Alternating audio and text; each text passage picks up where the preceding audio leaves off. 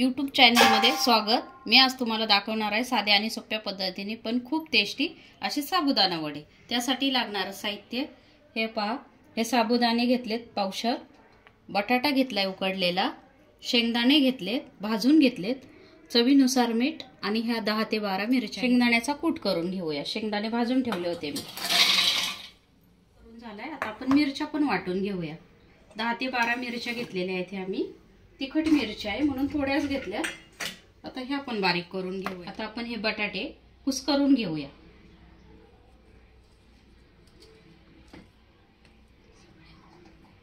बटाटे सगळे कुस्करून घेतले, हाताने बारीक करायचे आहेत हे। आणि आता आपण ह्यात साबुदाणा टाकून घेऊया। मस्त रात्री भिजवून ठेवला, छान साबुदाणा भिजलेला आहे, असं फुगलेला आहे मस्त।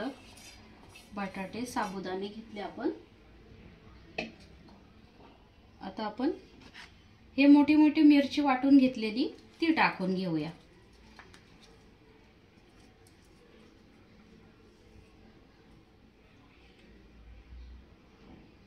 आता शेंगदाण्याचा कूट घालून घेऊया।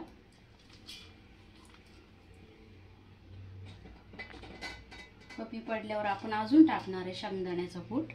आणि आता हे चवीनुसार मीठ टाकून घेऊया। जेवढं लागते तेवढं मीठ टाकायचं। आणि हे आता सगळं एकत्र छान मस्त असं मळून घ्यायचं। पीठ मळल्यासारखं मस्त असं एकजीव झाला पाहिजे त्याचा। आणि सगळीकडे मीठ मिरची लागली पाहिजे, असं चांगलं मळून घ्यायचं। हे झालेलं आहे मिक्स करून, चांगलं मिक्स केलंय। आपण एकीकडे वडे तळायला तेल गरम करायला। आपलं तेल गरम झालेलं आहे। आता आपण वडे तळू बघा। आता तुम्हाला छोटे मोठे कसे आवडतील असतील त्यानुसार साईज नुसार तुम्ही वडे करा। आता मी इथं करून ठेवते 2-3 आणि मग एकदाच तेलामध्ये टाकते। मी थोडं हाताला तेल लावून घेतलं होतं, जास्त चिटकू नये म्हणून।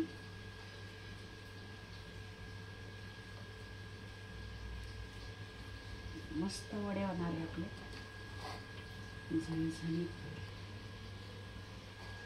आता मी वडे टाकत आहे तेलात। हे बघा तेल छान तापलेले आहे आणि तेल चांगलंच तापवायचंय म्हणजे वडे खाली चिटकणार नाही।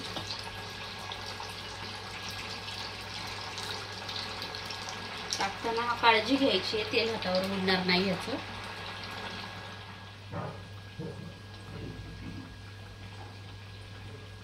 मैत्रिणींनो, तुम्ही हा माझा व्हिडिओ बघितल्यानंतर साबुदाणा वडा कसा वाटतोय हे मला कमेंट बॉक्स मध्ये कळवा। आणि चॅनलला नवीन असेल तर सबस्क्राइब करायला विसरू नका। आता आपण हे पलटी मारून घेऊया। एका बाजूने चांगले भाजून द्यायचे आहेत म्हणजे ते चिटकणार नाहीत। आणि तेल चांगलं गरम होऊन द्यायचे आणि मग मंद आचेवर चांगले तळून घ्यायचे वडे।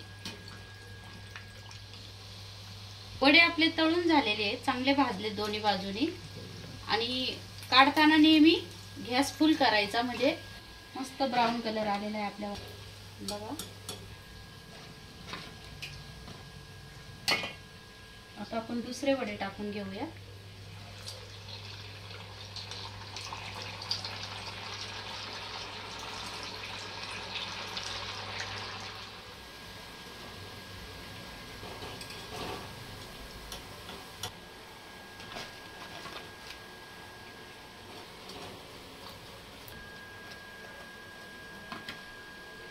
वडे तयार झालेत आणि आता आपण वड्यासोबत ह्या मिरच्या सुद्धा तळून घेऊ।